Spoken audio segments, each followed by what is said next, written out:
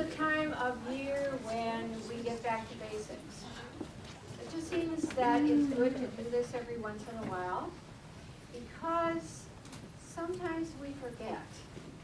We forget things about unity. We forget that we are part of an umbrella movement called New Thought. How many people knew that? That's good. And this New Thought seems a little strange because there's nothing new about it. This is all based on ancient wisdom. And so the new thoughts that are supposed to take place may be the new thoughts that you and I are supposed to have. 60,000 thoughts pass through our mind every day. How many of those are new? Maybe not too many. So it's good to open our minds to grab a hold of a new idea and see how that idea can possibly change our lives. I have notes with me for this first part because there's so much that I need to tell you about this. This wisdom, this ancient wisdom comes from many different sources. And it's a surprise to people when they come into Unity. They think that Charles Fillmore, our co-founder, made up these ideas. No, he didn't. Actually, his great-granddaughter put these ideas into a form that we know as our 5 universal principles. But they didn't make these up. These come from many different sources, all this wonderful wisdom, and we can go as far back as the Egyptians and see that in their ancient sacred writings, in the Hermetica, this wisdom was there. We also see it in the Transcendental Movement with Emerson and Thoreau. We see it in the writings of the Essenes, in the Gnostic Gospels. We see it in the parables of Jesus. It's so apparent, and yet it seems so hidden to us a lot of the time. We also find that it is in many of the poets that we may be familiar with, the authors from a while back. So let me give you that little list.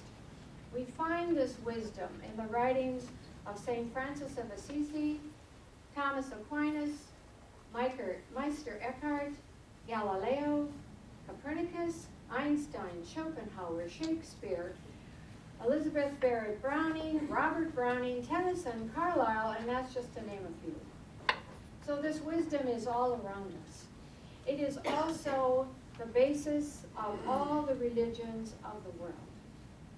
However, you might have difficulty finding it because on top of that wisdom is the doctrine, the dogma, and the rules of all the various churches. Now, we also have to know that New Thought, of which we are a part, is in the dictionary. And it is between the New Testament and Sir Isaac Newton. That's a good place.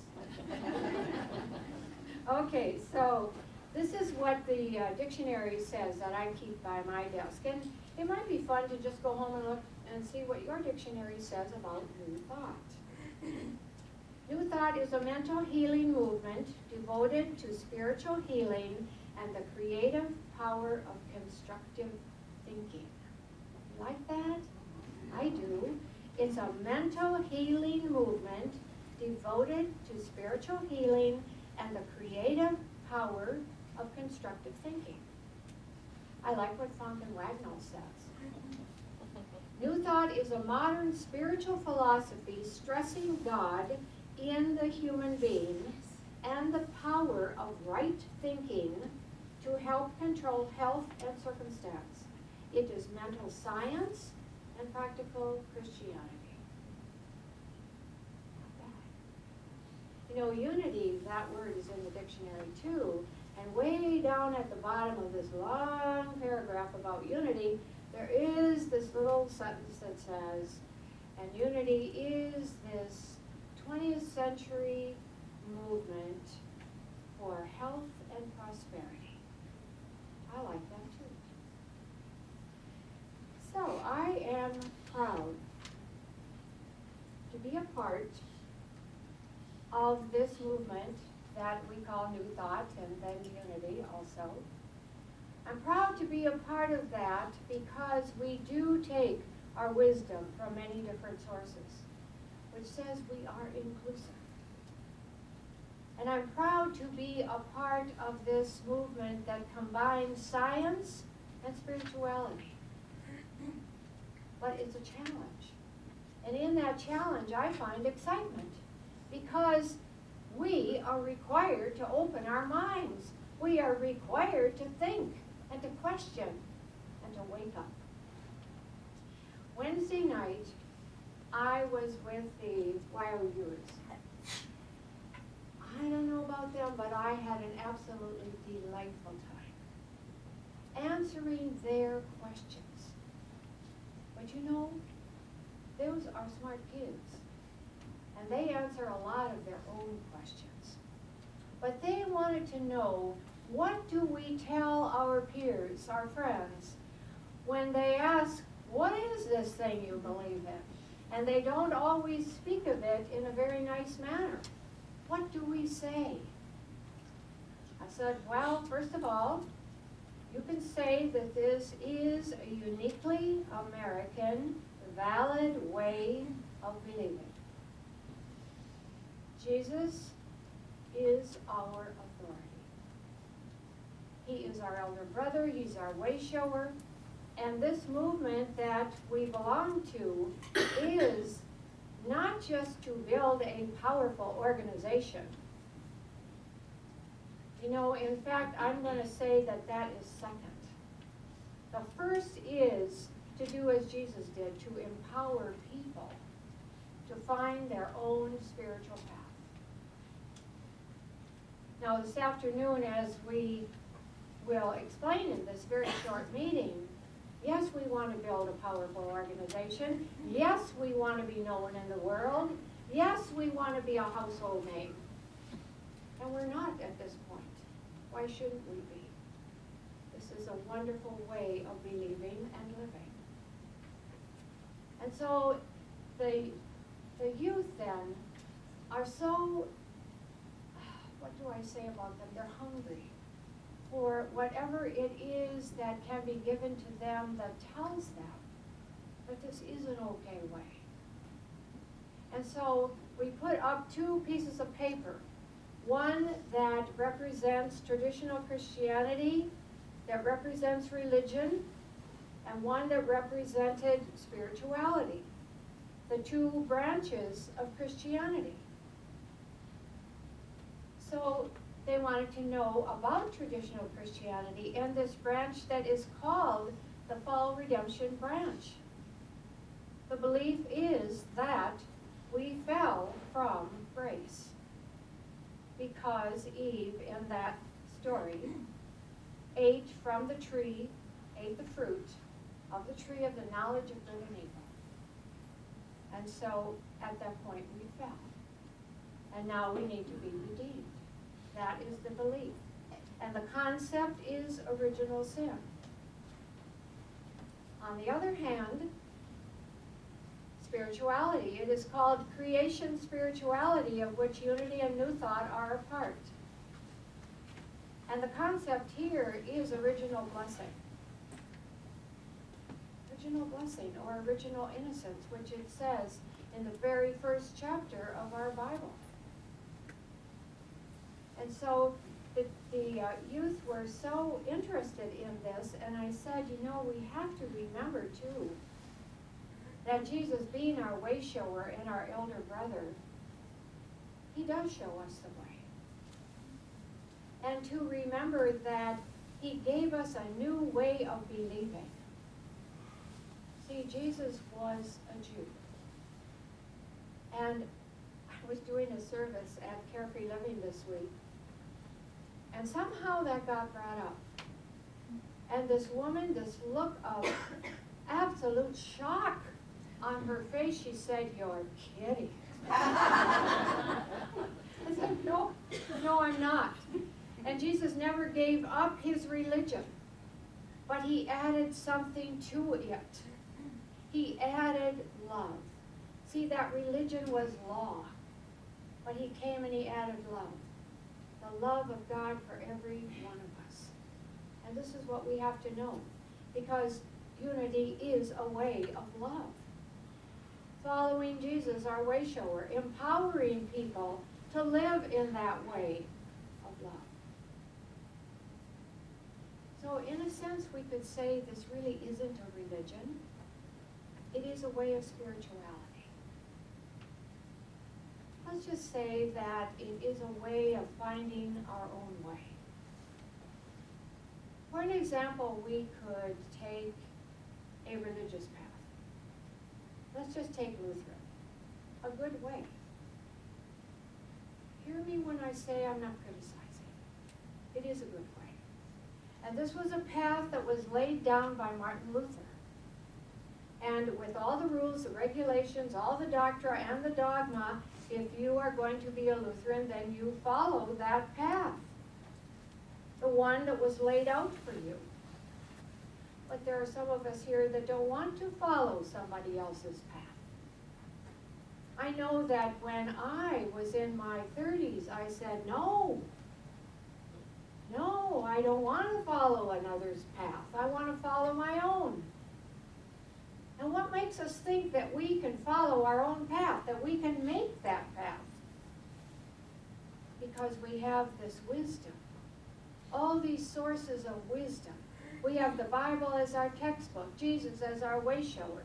We have these universal principles. Yes, we can find our own way within all of that. Of course we can. Jesus had this wonderful experience of his contact, his closeness, his oneness with God. And we can have it too. That's what he told us.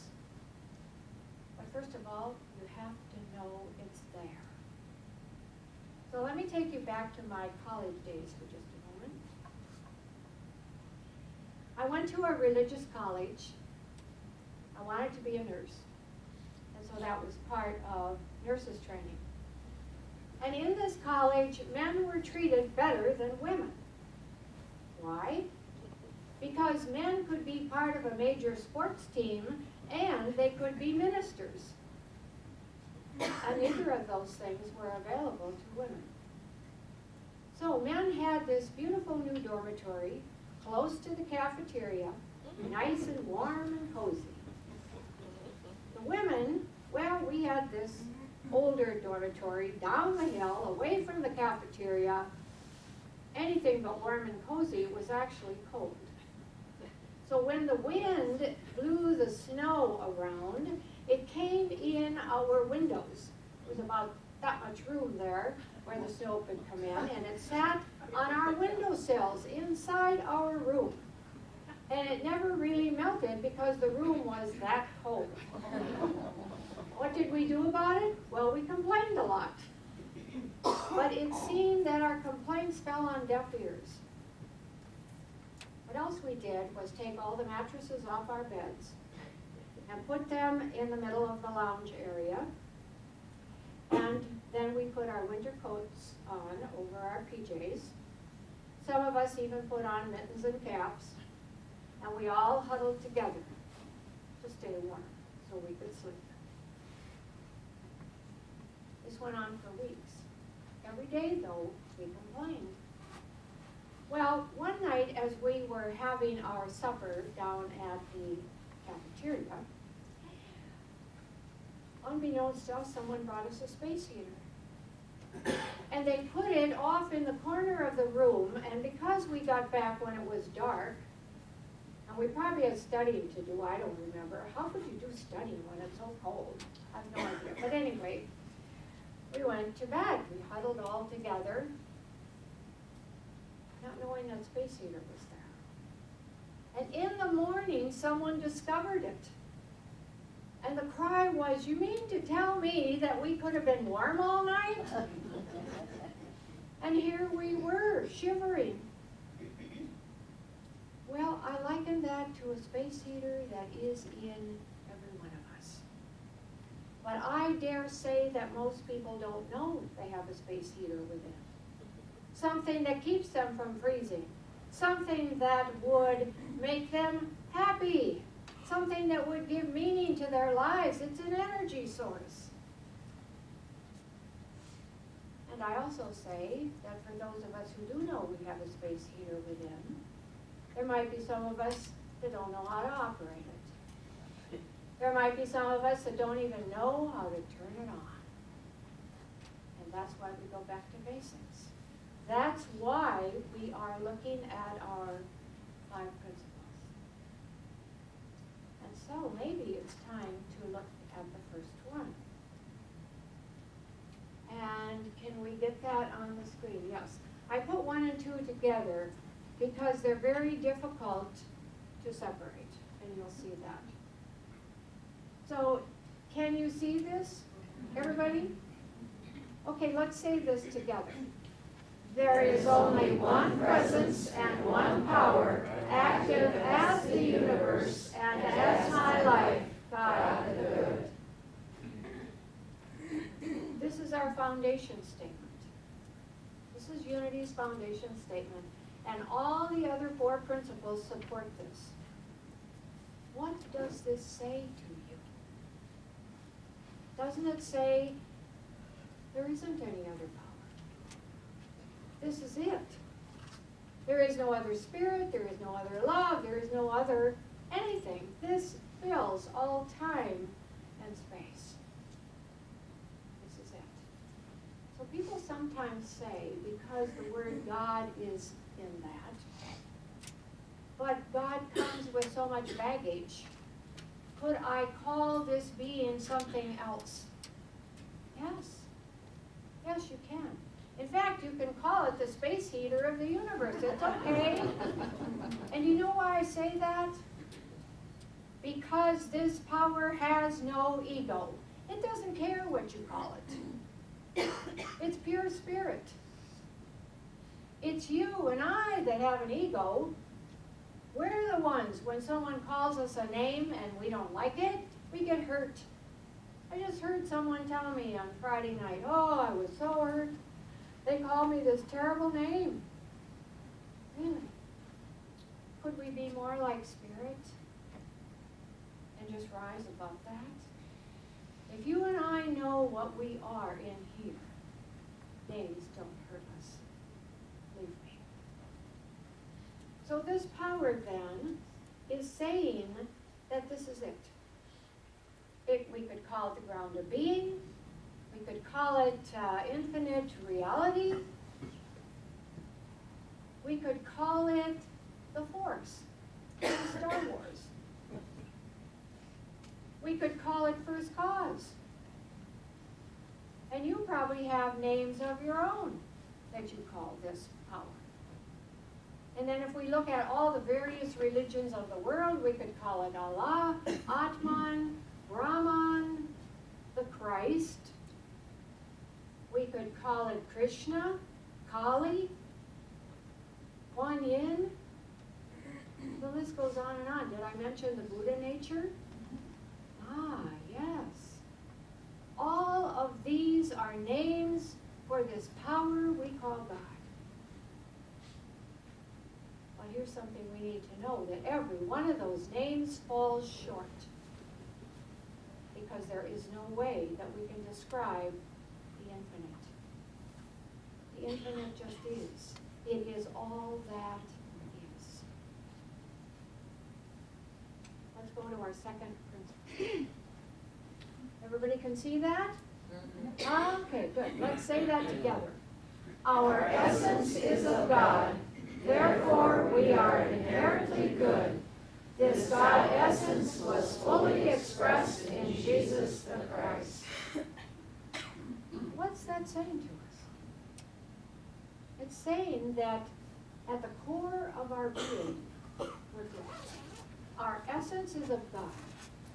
Doesn't that say that we are divine at the core?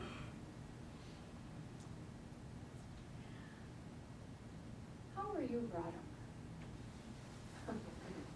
What kind of belief was given to you? See, I think that as a child we were given so many different beliefs, and especially beliefs about God, that this power was separate from us. that there was this great distance between God and human beings. This doesn't say that. Ancient wisdom doesn't say that. It talks about a oneness. Unity is oneness. Oneness with God, oneness with each other, oneness with all creation. And yet when we talk about oneness, what did I just say? One with. Oneness is the very hardest thing to explain.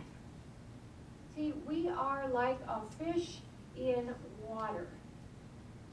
A fish that is totally unaware of the sustainable force in which it exists. We don't know how to describe oneness. Because every time I say even a relationship with God, I'm implying duality. Our minds are so schooled in duality that it's very difficult to know how in our English language to express oneness. Sometimes it's just something we just feel and we know. So what's I? Okay. Oh yes, so this says that we are inherently good. Is that what you learned as a child? I didn't learn that. I learned that I was rotten.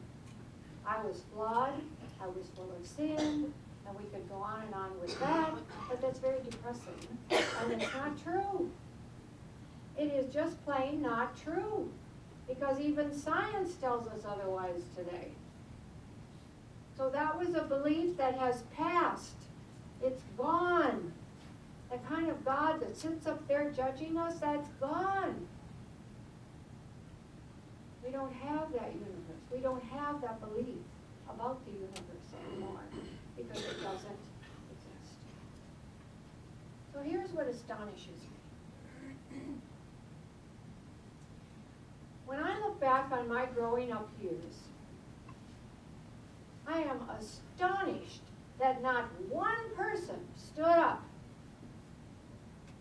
and said, I question this. I question, because I'm reading here in the Bible that says we are created in the image and after the likeness of God. There was not one person that stood up and said, I don't think that fits. I don't think it agrees with what I read in the Bible, that you're telling me that I'm sinful. I don't think so. There was not one person that stood up and said, I think I have a question. You weren't allowed to question. But it astonishes me that no one dared. Because when Jesus said the kingdom of heaven is within you, didn't anyone want to know what that was about? I guess not. Is it lack of awareness? Was that it? Or was it a lack of courage? I don't know. Was it a fear of authority? Maybe. All I know is for me. When I was in my middle 30s, and where is my dear husband? Too warm.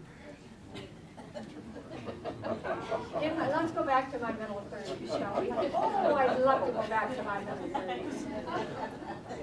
No, actually I wouldn't, because this is the best time of my life. But in my middle 30s, I began to question. And I began to ask questions like, what I'm reading here, does this agree? What I am being told, does this agree with what Jesus said? Does this agree with science? Does this agree with my understanding of the Bible? I don't think so. So what I understood, what I came to understand, is that this essence of God that is within me, it is at the core of my being. That makes me good. It makes me good. That's how I came here. That's how you came here. Good.